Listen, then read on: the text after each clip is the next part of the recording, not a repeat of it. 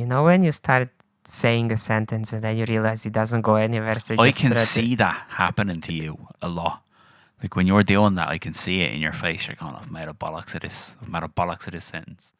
Brother, stop hitting that fucking cable, man. You're driving me crazy. Fucking inform me. We recorded, by the way. Shy. Yeah, don't mind that shit. Cool. It's all good. Nah, I'll listen to it fucking many times anyway, so it's all fucking good. Start it off. Little bollocks shit. A spider on my hand. Fucking deadly. Oh, let's get it. Let's get it.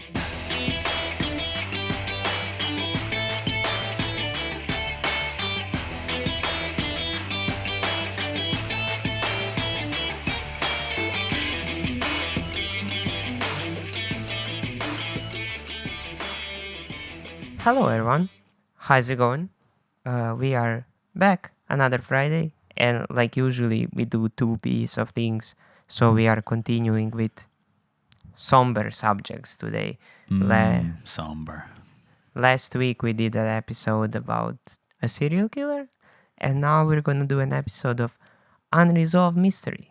So today we're gonna be telling you a story and discussing the Sodder Children disappearances. So this particular story has a lot of twists and turns and a lot of things that are like makes you raise your eyebrows and go like, something ain't right here, you know. I said, hold up, wait a minute, something ain't right. And yeah, fuck it, let's kick it off, brother. Let's get it. So, the Sodder Children disappearance. The disappearance of the Sodder Children is one of America's enduring mysteries, beginning on Christmas Eve, 1945, in Fayetteville, West Virginia, Georgia. George and Jenny Sodder, along with 9 of their 10 children, were at home when a devastating fire broke out. 5 of the children seemingly vanished without a trace, leading to decades of questions, investigations, and theories. Now we're gonna before we talk about this, we're just gonna do a quick recap of the background of this family to learn just a little bit more about them. So, Mr. George Sodder, born Giorgio Soddu in Italy, immigrated to the United States at the age of 13, settling in Fayetteville, West Virginia. He met and married Jenny Cipriani, also an Italian immigrant. George became a successful businessman running a trucking company, and the couple had 10 children. So, we're gonna start off with what happened before this fire broke out, because like this whole thing is full of strange occurrences. Like even before the actual crime, mystery, freak accident, whatever it was, even before that happened, there are so many things that just don't make sense. Like even leading up to the whole thing, it just a lot of things just... Yeah, anyways, you will hear. So, in the months leading up to the fire, the Sodders experienced several unsettling incidents. The first was a stranger visited the house, remarked ominously about the fuse boxes causing a fire someday. So, a stranger visited the house and he remarked about the fuse box. Yeah, that's odd. Like, you know, you go to somebody's house and you're like, oh, that's a awful looking fuse box. Fuse boxes are usually in places where you can't just see them being at someone's house. Yeah, unless there's fucking sparks flying out of it, I'm not gonna go. You might want to get that checked out. Yeah. Not out of the blue, like. Yeah, that's okay. So that's like first thing that happened to them. Mysterious. Yeah. So another man trying to sell life insurance became angry when George declined, predicting their house would go up in smoke and the children would be destroyed, citing George's vocal criticism of Mussolini. So George was a political activist, even living even living in America, immigrating from Italy, he was still in politics. Well, Mussolini was an old bollocks, wasn't he? So Yeah.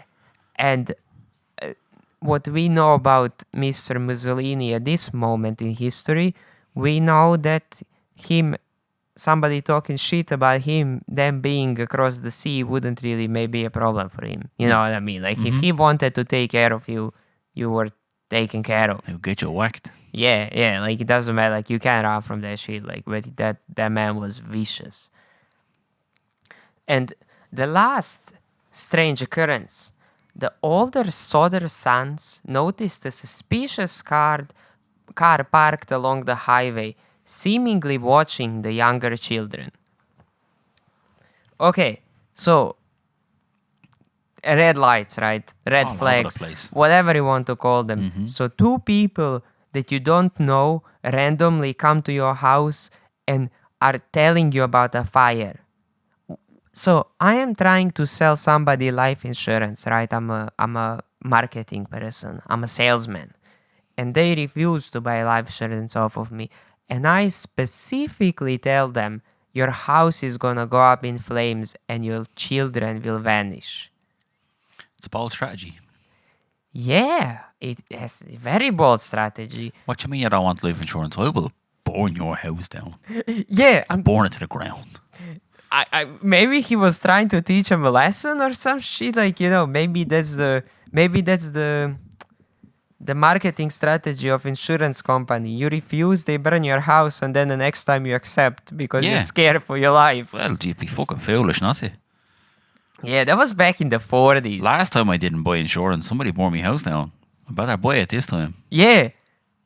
And also, like, back in the 40s, 50s, 60s, the world was a wild place. Like, people got away with a lot more than they do now, you know what I mean? There was no cameras on the street. There was forensics weren't that advanced as they are these days.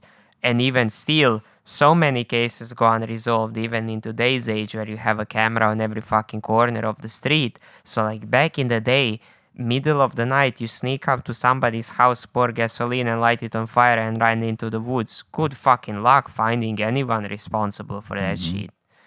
So that was the pre-incident weird red flags. And now the night of the fire. On December 24th, 1945, Jenny allowed the children to stay up late playing with the new toys. We all know Christmas time. You got your toys, right? Absolutely. You gonna stay up? You've got your house insurance. You're good.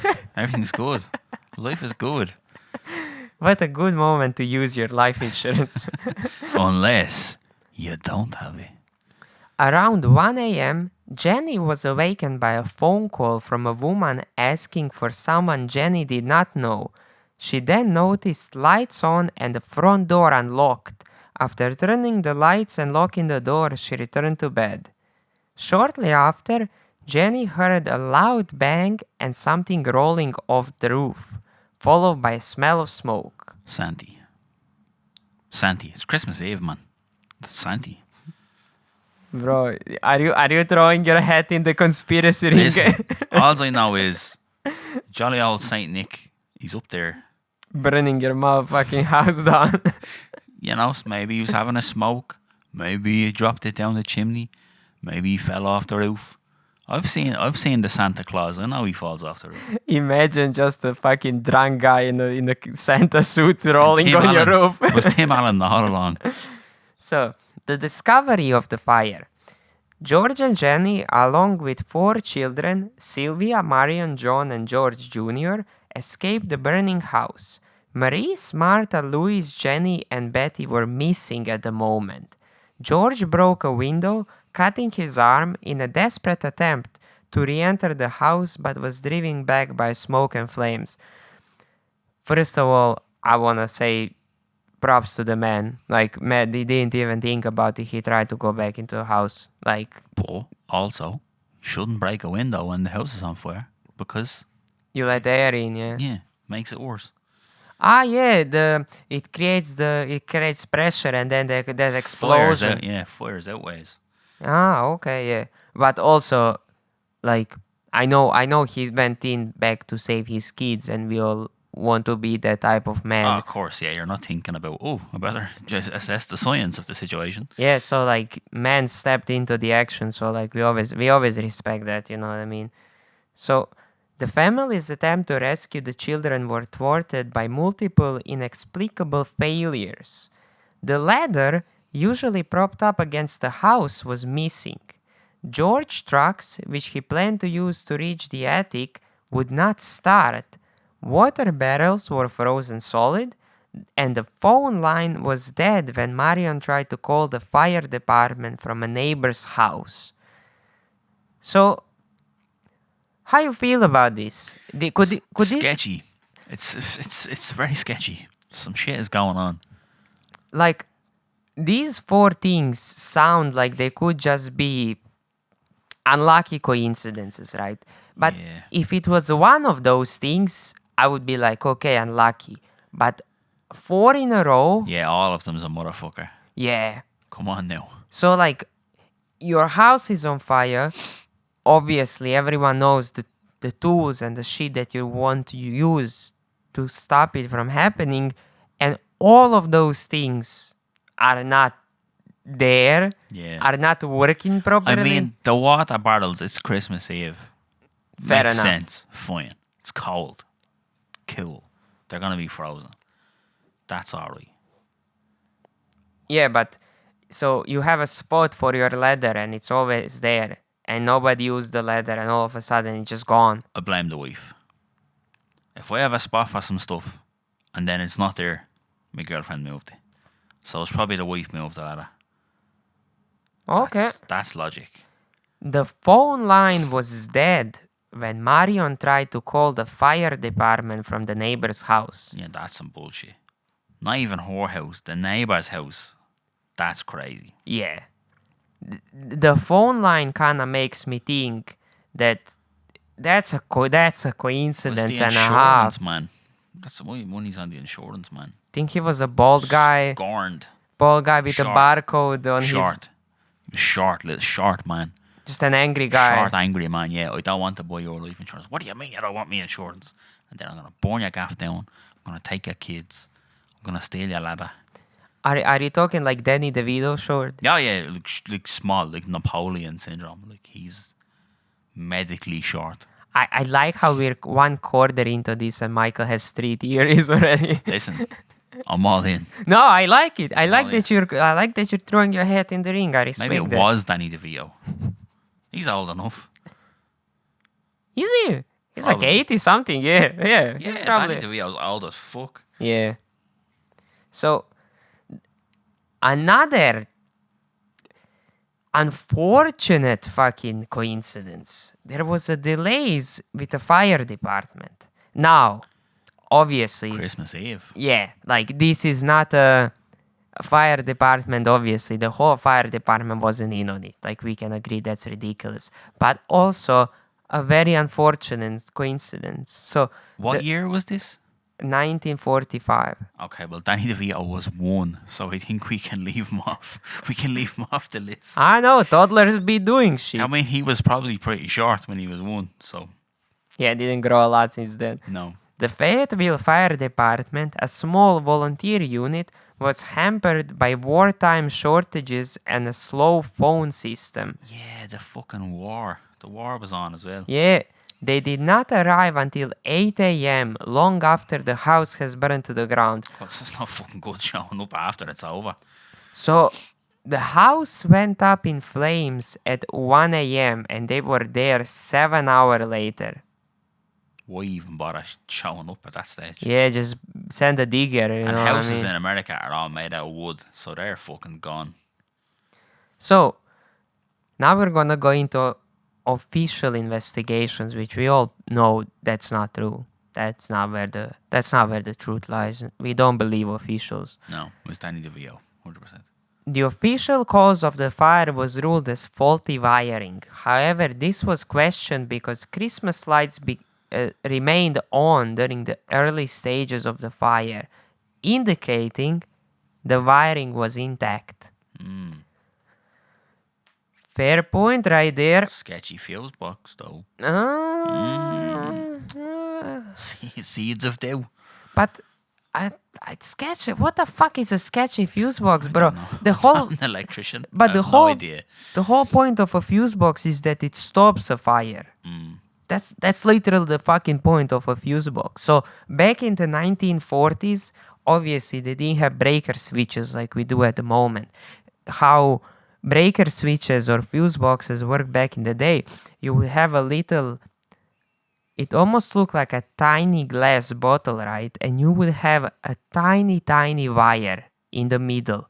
And that wire would be so sensitive to electrical current that it would literally burn and snap, like, it would literally burn a hole in the wire and stop the electricity from passing through. So, like, think of it in a way, it was very primitive. So, like, you have a normal wire that can withstand more electricity, but it shouldn't. And then you have this one intentionally weakened part. As soon as electricity goes above what the wire is graded for, this one weak part of the wire just melts. And it obviously the connection, it stops the circuit from connecting. So yeah, that's how it used to work before in the days. I see. I didn't know that. You're a very knowledgeable man. I mean, I went to school to be electrical engineer, so yeah. and here he is today, folks. Present a podcast. Yeah. Anyways, I just wanted to flex that. I Good know. knowledge. Good knowledge. Proud of you. Well done. Thank you. You taught me something. Thank you. I think you can rarely say that I taught anybody anything, so I'm very proud of myself. I appreciate you, dog. Good job. Okay. So yeah, the wiring was intact. Like, my thing is, didn't they always say turn off the Christmas lights during the night that they cause yeah. fires? Yeah. So why would faulty wiring be there? Wouldn't you just blame it on Christmas lights? I would do that. Yeah. I would say Christmas light, like, I don't know, was that propaganda or whatever? Like, I know current Christmas lights are usually LEDs, so they don't get hot. Yeah. Like, they don't cause a fire anymore. true. But back in the, like, you Oh, remember... they'd be, you could be getting burnt. Yeah. Yeah, they'd be melting the Christmas tree. And all. Yeah. So, the second initial finding after the fire, no remains of the missing children were found in the ashes, which puzzled investigators and the Sodder family. I mean, there's no fire there's no fire burning that you don't have bones left. Yeah, this is a point I made recently to Jade, because we were watching something and somebody was like burning a body to get rid of it, and it worked. And I was like, this is bullshit. That's bullshit. This program. I was like, you can't, by just pouring some petrol on a body and then lighting it on fire, that doesn't destroy the body. It burns the body up, but it's not the same as like fucking incinerating a body. Yeah. It's not the same. It's nowhere near the heat required to destroy a body. To melt the bones. Yeah. Like- It's not happening. Yeah, I feel like the temperature for a fucking human skull to be incinerated is a lot bigger than just a fire burning, it's way, way higher. Yeah. That's why generally if somebody's in a car crash and the car goes on fire, the body is still there. It's all burnt up, but it's still there because you need a massive amount of heat to destroy a body. That's why when you get cremated when you die, you go into a fucking furnace. They don't just put some petrol on you and say, here you go. Okay, so I just quickly checked that, and house fires produce a lot hotter temperature than I expected. Go on. House fires tend to burn between 500 and 1000 degrees Celsius. Nice. I expected it to be in between 300 and 600 range, not 1000 degrees Celsius. Okay, now we have to check. What do we need to get rid of a body? Can 1000 degrees burn bones? Oh yeah, so it's definitely in the range of house fire. It is 1652 Fahrenheit, and the house fire is between 1000 and 2000 Fahrenheit.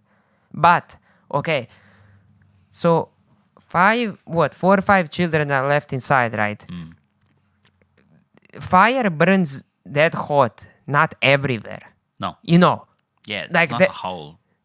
It's not consistent. So Yeah. there would be remains. Yeah, like it would be such a freakish coincidence that all of them were in the fucking like heart of Yeah, the yeah, fire, yeah, you right in know, the middle, like yeah. right where everything went on the hottest temperature. Like if they were in the house, like obviously not all of them are in different rooms and shit. Not every room is gonna burn the same amount. You know what I mean? Yeah. And also, it said there that it needs to be that same heat for between 40 to 150 minutes, depending on the size of the body. Yeah. So, like, you're looking at anywhere from 40 minutes to 2.5 hours nearly in the same spot. Yeah. Your house is on fire, you're not gonna, unless you're asleep and smoke puts you to sleep and all of that carry on, but like, the fire would have needed to start at their bed, and like you said, the heart of the fire would have needed to be right where they were all sleeping. Yeah. And like now, don't get me wrong, yeah, the fire department, well, let's just call spade a spade. They didn't even show up. In 7 hours, the whole house is burned. Like let's say these kids were in the fire for that long, right? Still, not a single fucking trace of anyone. That is suspicious. Okay, so now we went through the initial findings, and now we have a little list of suspicious details that family noticed and that they fought for, because like in the last episode we talked about how usually when horrible things happen to certain group of people, there's not a lot of people asking about it. But this was the case of family was putting a lot of pressure on the police department. You know what I mean? Like this was a family, right? You know what I mean? They weren't just like random people that were alone. So like obviously they tried to keep the case alive as long as possible. So the ladder that was missing from its original spot was found hidden in an embankment 75 feet away from its usual spot. So 75 feet would be around 30 meters. So 30 meters, like it was purposely hidden 30 meters away, which is a fair distance away. Yeah, you don't accidentally move it there and then fuck it into a bush out of the way. Yeah. So like not even your girlfriend would do that shit. No. Well, I don't know. I won't put it past that, but it's unlikely. Yeah, not even a girlfriend could do that. And that says a lot. Sorry, Marie. 6 months later, finding something that she told me that I lost. But yeah. The trucks had worked perfectly the previous day, but inexplicably failed to start. Okay, so this is just cars in wintertime. Yeah. Like, That's not a conspiracy. That's just... I never liked when I did my job helping people fix things and they told me, it just worked yesterday. And I was like, yeah, that's how things work. They break. Yeah. Yes, now it's not working. Oh, yeah, like, it worked an hour ago. Yes, that does, like, it has to break sometime. It's like when your ma comes in and tells you that somebody died and she's like, oh, I only seen her down at the shops last week. Okay. And she died yesterday. So what's that got to do with anything? Don't worry about it. Yeah, that's how life works. Irrelevant. Time keeps on going. Yeah, so like this like thing, like, oh, the trucks worked perfectly yesterday, doesn't mean absolutely anything. And also, yeah, winter time. Like, just cars don't tend to work the best in winter time. Especially back in the day. Yeah. Okay. A telephone repairman confirmed the phone line had been cut, not damaged by a fire. So the neighbor's phone, right? Cut. Not naturally damaged by the elements. The neighbour's phone as well. I mean, That's predetermined. They went, we'll get the neighbour so they can't call for help. I'm guessing it was a phone line to the block, right? Maybe. Like I'm guessing that the phone line was cut at the start because if you were maliciously planning this, you don't know to what neighbor they're gonna go to. You know what I mean? If you cut out one phone line and then they just went across the road and you didn't cut that one, well, you cutting a phone line just doesn't do anything anymore, does it? True. So True. I assume they cut the phone line towards the whole street. But it could also depend on the layout of the area. If it's one that I was like 90 and 40s, could have been here's our house, and then a little bit over is the next house, and then a little bit over is the next house. Could have been one of them. Like just the next house is the quickest house to get to. You're not gonna go 2-3 houses over. Yeah. So I could have get been you. that. Could have been that either. Yeah, of course. Yeah, that's a good point. Yeah, I mean, like, Fayetteville, like, I'm assuming that that's quite a rural area. You know what I mean? So, like you said, Probably was back in the 40s. yeah. So, yeah, that you make a very good point. It could have possibly been, like, yeah, maybe their next door neighbor after the first one was a kilometer down the road. You know what I mean? Like, yeah. So, and the last suspicious detail that investigation has found, right? Jenny found a hard rubber object in the yard speculated to be a part of a napalm bomb. See, now we cooking some shit, right? You found a part that could be used to create a bomb. Yeah. And once again, all of these things isolated, each of these things is not that suspicious, like not that crazy to happen. But so many of them at such a condensed area and condensed case has so many of these little, Yeah. little circumstances, It's you a know. little bit too convenient. That's my problem. Yes. Like, leather being in the bushes. Fine. Maybe one of the kids fucking threw it there. Whatever. Like, each one of these things wouldn't be that crazy to believe. But, like, now all of a sudden, oh, wait. Every single thing that these people touched to help this fire was just not on. Yeah. And you find a part of something that could have been or could have not been part of a bomb. Yeah. Suspicious, alright. Skeptical. That's what I am. So, theories and sightings. First theory we have is mafia involvement. Bro, like this That's has just- everything. That's just racist because they're Italian. That's what I think. Given Georgia's outspoken anti-Mussolini views and potential ties to Sicilian mafia, it was theorized that the children might have been kidnapped in retaliation. Forget about it. Hey, Tony! Tony! Forget about it. Okay, so this is just...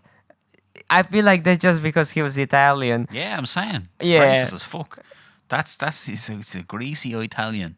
That's what happened. Yeah, because like, okay, anti-Mussolini speech, okay, all of a sudden he's connected to Sicilian mafia. He's probably from fucking Naples or some shit, you know what I mean? Yeah, probably. Like, my man's not even from fucking Sicily, you know? Okay. Well, I'm not buying the mafia, bro. Not that. No, you can't just throw the mafia in for a crack. That's unacceptable. Yeah. Yeah, this is stereotyping for sure. Yeah. It was Mario and Luigi. They did it. Get the fuck out of here. Reported sightings. Okay, let's see who was around when this mess was happening. Who are the suspects? A woman claimed to have seen the children in the car during the fire. Hey, hold on. You saw the kids in the car. Wait, like, no, like, you cannot just tell me that, bro. Like, whose car? Yeah, what car? Which children? Where were they going? So, she just said she saw the car, she saw the kids in the car and just refuse to elaborate. Oh, she's useful. That's a great A witness right there. Okay, after we do the reported sightings, I'm gonna have to look into this one because like there's no way she just went, I saw the kids in the car, and that's all. Like, bro, like fucking tell us more. Johnny Tight Lips over there. Second reported sighting. A hotel worker in Charleston reported seeing the children with 2 men and 2 women of Italian descent who checked in and left the following morning. Okay, I'm just gonna throw this out there. You kidnap some kids, burn a house, you wait for morning to leave. The first thing you do is drive to a hotel to take a good night's sleep. I don't fucking think so. That's what I would do. I'm gonna be tired. Actually, kids, I'm really tired. Listen, no, look, you're not going back to your man. Dad, I need sleep. Okay, just keep it down in there. Can we stop at McDonald's? Have McDonald's at home. Yeah, I'm gonna go ahead and call the Mr. Hotel worker in Charleston a big fucking liar, bro. There is no way that these people stopped in a hotel. But bro, they didn't go to the buffet with fucking 5 kidnapped children. You know what I mean? Yeah, like, they did. Yes, they did. another, bro, I think they went to the buffet. Another sighting in Charleston restaurant suggested the children were with 2 women and 2 men speaking Italian and to be under duress. Hey, gabagool. Eat the pasta. Pizza for me. Yeah, okay, multiple sightings from the same place. Fair enough. Sorry, Mr. Hotel worker. My bad. Mea culpa. There's flagrant racism going on here. Flagrant. Mea culpa. There was more people that saw them. Okay, so these people kidnap kids and take them to a hotel. I cannot understand that. What's because you're not a kidnapper? You're not thinking like a kidnapper. Yeah, like imagine you fucking snatch a kid and first thing you go to the pub to watch a game. You know what I don't want to do is take any more kids. I've already got kids. I don't need more. That sounds like I've already taken kids, which I haven't, just for the record. I own 2 of my own children, and I don't want any more. Now, that is pretty much like all the suspicious things that happened. So, like we said at the start, unresolved mysteries do be unresolved. So we never got a conclusion, a final answer to this story. But afterwards, some more shit happened. And here we are talking 1968. So we are talking 20 years. 20 years after this alleged fire where 5 children disappeared. So that's a lot of people. In 1968, Jenny received a letter containing a photograph of a young man resembling her son Louis. The back of the photo read, Louis Sodder, I love brother Frankie. LLIL boys, A90132. So she received a photo 20 years later of a man resembling her son, and the back of the photo say his name. And some gibberish. It might be an address. Maybe. Yeah, so Could be the Zodiac killer that got them. So this is kind of very like somebody messing with them. Probably. You think so? Yeah. Probably. That's normally what it is. Yeah. I mean, look how many sightings of Madeleine McCann there's been.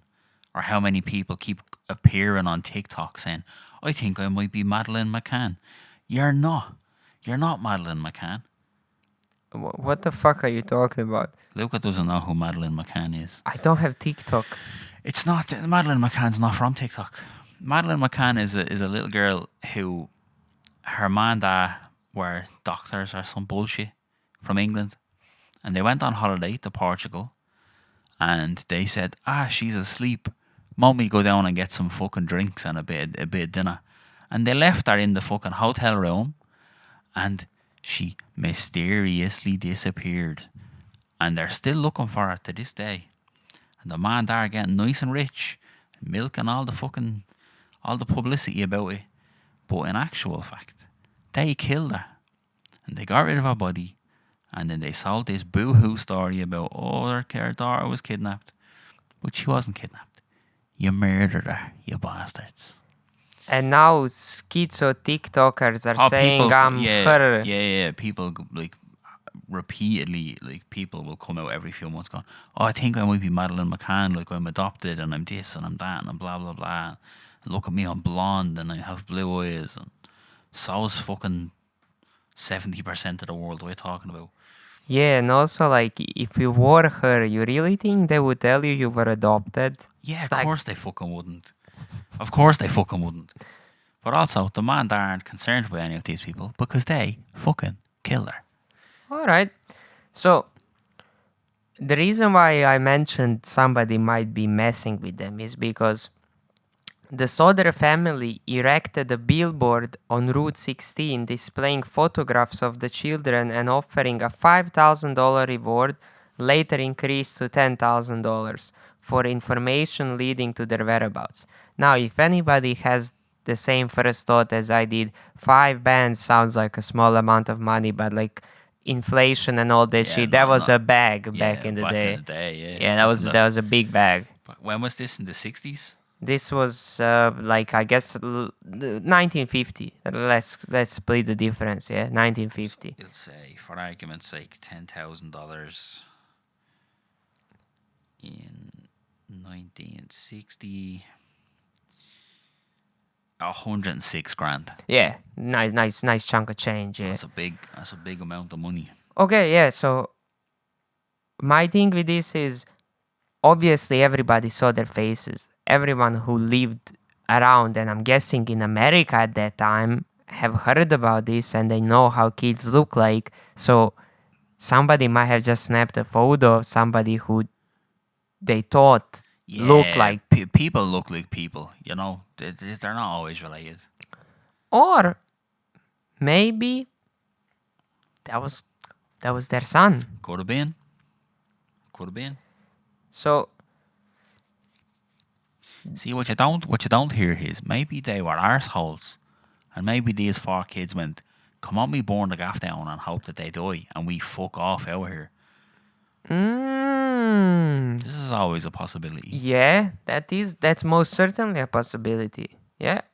So the legacy of the case. Go on. George Sodder passed away in 1969, still believing his children were alive. Jenny wore black in mourning until her death in 1989. That's dedication. The surviving Sodder children and then their descendants have continued to seek answers. The case remains one of America's most enduring mysteries, involving potential foul play, unexplained events, and enduring hope. The billboard stood for decades, a testament to the family's relentless pursuit for the truth. Now, yeah, like, family believes that they're alive. And I guess it feels like there's enough eyewitnesses to kind of believe that they're alive too. So I'm gonna give you my opinion, and then you can tell me how you feel about it. So first of all, like we talked about the fire, I just don't see it happening that there was absolutely zero remains of a person burning, not even one of 5 people burning to death. I just don't see that being a possibility whatsoever. Second of all, you have the Giga Chad refused to elaborate woman, says she saw them in the car, refusing to tell us more. And then you have multiple eyewitnesses at the hotel saying that they saw them with and both of the sightings were the same. they said 2 women and 2 men. So 2 people gave same description of events without knowing each other's answers. Yeah. I feel like that strengthens the eyewitness case because if you and I don't know each other, but we both witnessed something, and I don't know what your answer was, and you say it was a red Opel car, and I say there was a red Opel car, well, that fucking makes it a lot more likely it was actually a red Opel car. Yeah. You know what I mean? So, like, do independent, or we don't know the number of exactly how many people witnessed it, but, like, we have independent people saying the same information. So, like, yeah, like, you cannot really hide in a hotel, right? You know, you know what I mean? Like, Yeah. hotel, it's a fucking lit up place. It's not a dark alleyway. It's not like people guessing what they're seeing. You're in a hotel lobby. You fucking know what you're looking at. You know Yeah. what I mean? So, I don't know what happens to these damn kids, but I'd say that my guess is they're alive. Probably dead by now because it was a while ago. Fucking 80. That'll be 90. like Danny DeVito's age to bring that back. Well, no, see, they wouldn't because Danny DeVito was one at the time. So these were like older than that. Yeah, like even in the So best. Say they were, say 15, right? If one of them was 15, they're like 95 now. Yeah, passed away. They're well dead. Yeah. If they even made it to that. But see, you never know. I always just think it was the parents, man. We don't have no proof that them kids were alive or in the house on Christmas Eve outside of the mom and dad was saying, yeah, they were. You never know. Yeah. You never know. Because like that, it's the same with the Madeleine McCann thing. They said, oh, we put the kids to bed, then we went for dinner, and then we went back up, and then the kids were gone. You know? But we have no proof of that. Yeah. There's no proof that you put them to bed and then went down. They could have already been dead before you went down for dinner. You know? Same thing here. No proof that the kids, oh, we let them stay up late to play with their toys. But did you? Says who? Just you? You have a fair point, yeah. No proof at all that that's what the case was. Yeah. Yeah, like especially since how many cases there are where parents have hurt their own children, parents tend to be really trusted with the information that they give. Yep. Yeah, like you said in the case that you mentioned, I never heard of that one before. But like, yeah, they could have did something horrible to their own kids and just went out for dinner to cover it up and be like, oh, you know, like you do something horrible, you clean up the place, they're your kids. Of course, there's gonna be your DNA on them. Yeah, exactly. Either you did it or you didn't do it. Shit is gonna point. Like you said, literally what you have is your word. Yeah. That's the only thing. Yeah, that's it. There's no proof. Yeah. Like, oh, what we is doing before you went to bed? Well, the kids were stayed up late and they were playing with their toys. Okay, just have to believe that then. You know, the kids that are still there, the dad, they're all saying the same thing. So right, maybe the other kids are not gonna lie, but maybe the other kids did it. Maybe the other kids fucking killed the other kids. There's so many possibilities.